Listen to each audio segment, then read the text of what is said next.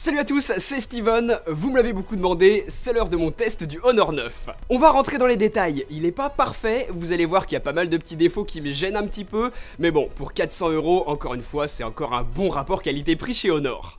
On est sur un smartphone avec un écran de 5,2 pouces de diagonale, ce que je considère moi comme la taille parfaite, ni trop petit, ni trop grand. J'ai trouvé la luminosité maximale un poil faible quand je l'utilise en plein soleil, mais dans l'ensemble j'en suis plutôt content. C'est un bel écran Full HD avec des couleurs très proches de la réalité et pas trop tape à l'œil. De l'autre côté, on retrouve le fameux dos en verre qui reflète la lumière avec de jolis effets, mais qui par contre va vite être rempli de traces de doigts, c'est le désavantage. Finalement, le design évolue très peu par rapport au Honor 8 de l'année dernière que vous voyez ici, donc c'est une bonne nouvelle pour ceux qui aiment ce dos si particulier, surtout que le Honor 9 est légèrement plus courbé cette année et que la prise en main est plus agréable, sans qu'on ait pour autant peur qu'il glisse des mains.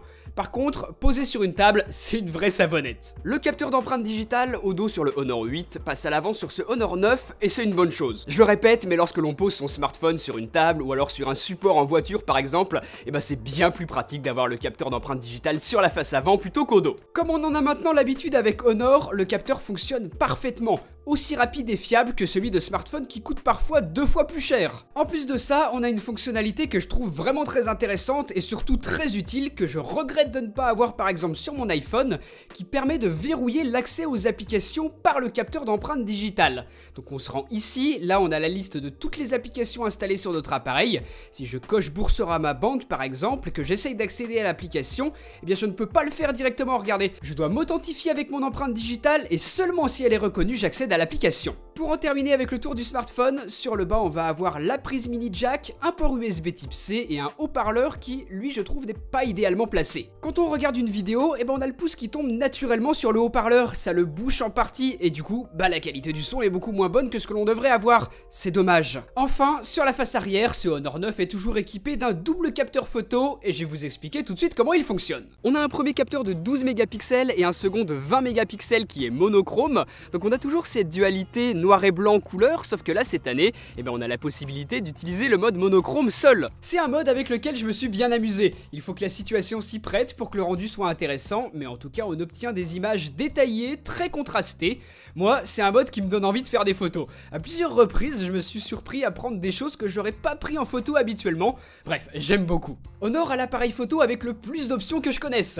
On s'y perd un petit peu au début, mais au moins on a vraiment le choix suivant le type de photo que l'on veut faire, et un mode slow motion est également disponible. C'est plutôt rare sur des smartphones à ce prix-là, et moi je suis content de l'avoir. Les résultats que l'on obtient avec sont plutôt cool. Pour tirer profit du second capteur photo, un mode portrait fait son apparition. Une fois activé, on a une nouvelle fonction de zoom x2. L'embellissement automatique est affreux, moi je l'enlève systématiquement en le mettant à 0. Et au final, on obtient un cliché avec un flou ajouté en arrière-plan. Ça aurait pu être bien, sauf que Honor s'est dit « Hey, Apple, OnePlus, ils ont un double capteur photo et un zoom x2, on va faire pareil !» Ils ont appelé ça zoom hybride et dans la réalité, c'en est pas un du tout. Celui d'Apple, c'est un vrai zoom optique, donc aucune perte de qualité.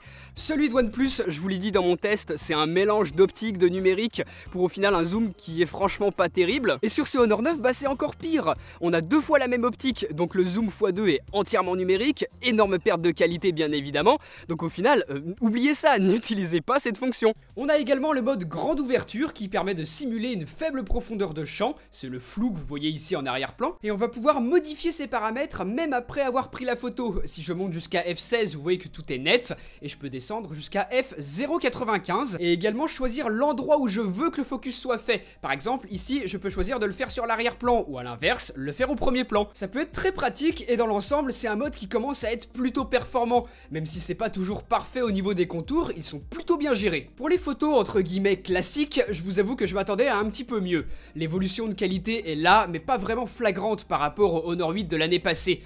En plein jour, c'est correct, sans être vraiment excellent, les couleurs sont encore un petit peu trop saturées à mon goût, ça manque de naturel. En plus de ça, le traitement électronique appliqué par Honor lisse beaucoup et on perd très vite en détail dans l'image. Et de nuit, la rapide montée en ISO rend les images très bruitées. J'ai souvent dû m'y reprendre à plusieurs reprises pour ne pas avoir de flou, bref, je suis pas impressionné. Pour un smartphone dans cette gamme de prix, forcément, on n'allait pas avoir des miracles. Au final, je dirais qu'il est correct, sans non plus être exceptionnel. Donc si vous tenez vraiment à une bonne qualité photo, c'est peut-être intéressant, je pense, de mettre un petit peu plus cher et de se tourner vers un OnePlus 5, qui lui, à ce niveau-là, sera nettement meilleur. Côté vidéo, voilà un exemple de ce que l'on obtient avec la caméra arrière lorsque l'on filme en 4K, qui est en réalité de l'Ultra HD, hein. Bon, vous voyez la même chose que moi et on va se dire les choses franchement, c'est très mauvais, limite presque pas exploitable tellement ça tremble dans tous les sens parce que l'on n'a pas de stabilisation optique.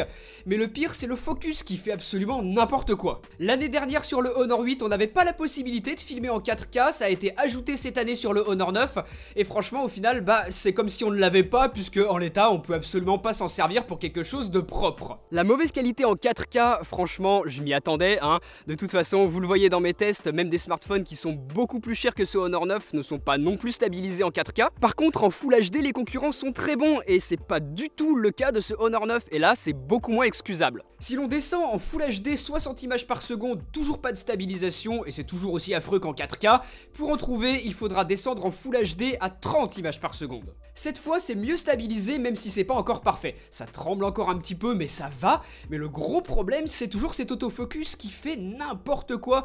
Vous le voyez ici clairement, hein, il essaye de faire le focus un petit peu partout et finalement on se retrouve avec plein de passages de la vidéo qui sont flous. J'ai remarqué que ça le fait surtout lorsque l'on filme rien de spécial en particulier, un paysage par exemple, parce que l'autofocus ne sait pas où exactement faire le point. Lorsque vous avez un sujet bien défini que vous filmez, là, pas de souci, l'autofocus a l'air de fonctionner correctement. C'est déjà ça. À l'avant, on est sur un capteur de 8 mégapixels capable de filmer jusqu'en Full HD 1080p et vous voyez le résultat que ça donne un petit peu. Là, sachant que je suis dans des conditions presque idéales. On est en pleine journée, le ciel est tout bleu, il y a du soleil, mais pourtant, vous voyez le rendu général que l'on obtient avec cette caméra de façade. Moi, je trouve que l'image est un petit peu terne, enfin, ça manque un peu de couleur, je trouve que ça manque aussi un petit peu de détails, mais bon, on est sur une caméra d'un smartphone à 400 €, on peut pas non plus trop lui en demander. Je m'attendais à bien pire que ça pour la stabilisation, vu ce que l'on a à l'arrière, mais je trouve qu'il s'en sort pas trop mal, encore une fois, pour sa gamme de prix. Le focus reste bien sur mon visage, donc c'est plutôt pas mal à ce niveau-là. C'est pas le smartphone parfait pour faire un vlog, mais ça pourra dépanner. Je suis pas déçu de la caméra avant, j'en suis pas non plus super satisfait, ça reste normal pour un smartphone à ce prix là. Pour changer de sujet, ce Honor 9 tourne sur Android 7.0 Nougat, avec la surcouche de Honor par-dessus et Motion UI qui offre par exemple des petits raccourcis ici sur l'écran verrouillé. C'est une surcouche très colorée qui fait jeune dans son ensemble, c'est bien. Ici, on a les deux boutons capacitifs, donc moi à gauche, j'ai le multitâche, j'ai choisi de le mettre ici puisqu'on a la possibilité de le faire. Ça, c'est une liberté que j'apprécie, on nous laisse le choix en fonction de notre préférence, donc on va pouvoir choisir où l'on veut placer le bouton multitâche et le bouton de retour arrière. Ensuite, pour les inconditionnels du classique tiroir d'application, là encore on a le choix. Soit on choisit de disposer toutes les icônes sur toutes les pages, un petit peu au style iPhone, soit on active le tiroir d'application, ce que j'ai fait moi, et qui me permet d'avoir mes applications listées ici. Donc encore une fois, c'est cool d'avoir le choix. Donc je vais continuer un petit peu de vous montrer la surcouche. Voilà le centre des notifications, il ressemble à ça, bien évidemment personnalisable en fonction de ce que vous souhaiterez ajouter ou masquer. Ensuite, ici, il y avait quelques trucs que je voulais vous montrer qui sont intéressants, comme par exemple le menu flottant que l'on peut activer si on le souhaite. Ensuite, on va avoir les mouvements, donc par exemple retourner son smartphone pour couper le son. Si vous voulez, vous pouvez aussi activer le mode mettre à l'oreille qui peut être plutôt sympa, mais moi ce que j'aime surtout, ce sont les gestes d'ouverture des applications.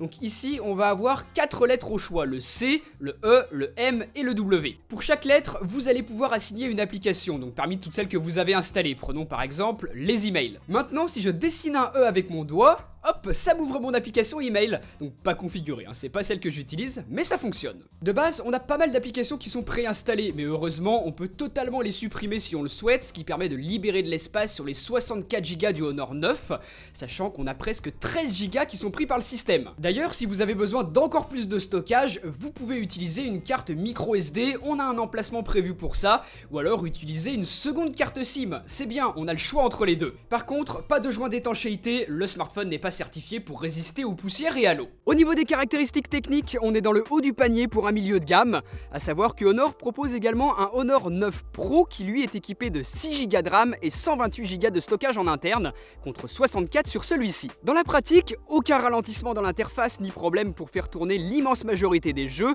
mais c'est une moitié de bonne nouvelle parce que ce Honor 9 chauffe, et pas qu'un peu. En fait, j'ai l'impression qu'il tourne tout le temps à fond, justement pour garder cette fluidité, donc très bien, pas de problème, sauf que lorsqu'on le sollicite un petit peu plus, par exemple dans les jeux ou lorsque l'on filme avec le smartphone, et bah là il devient très chaud, voire même brûlant dans certains cas, et c'est problématique, vraiment. Pour moi, c'est le gros défaut de ce smartphone. Niveau autonomie, le Honor 9 est équipé d'une batterie de 3200 mAh qui me tient facilement la journée en utilisation très intensive. Je peux aller un petit peu au-delà, mais globalement, je le recharge tous les soirs pour être tranquille. En fait, il tient très bien si vous faites des tâches vraiment basiques, mais dès qu'on commence à pousser un peu, par exemple lorsqu'on joue à des jeux, lorsque l'on filme, et là la batterie en prend rapidement un coup, et d'ailleurs c'est raccord avec le problème de chauffe que je vous disais juste avant. Donc c'est pas une excellente autonomie, c'est pas une mauvaise non plus, on va dire que c'est dans la moyenne de ce que doit proposer un smartphone. C'est suffisant, ça aurait pu être mieux.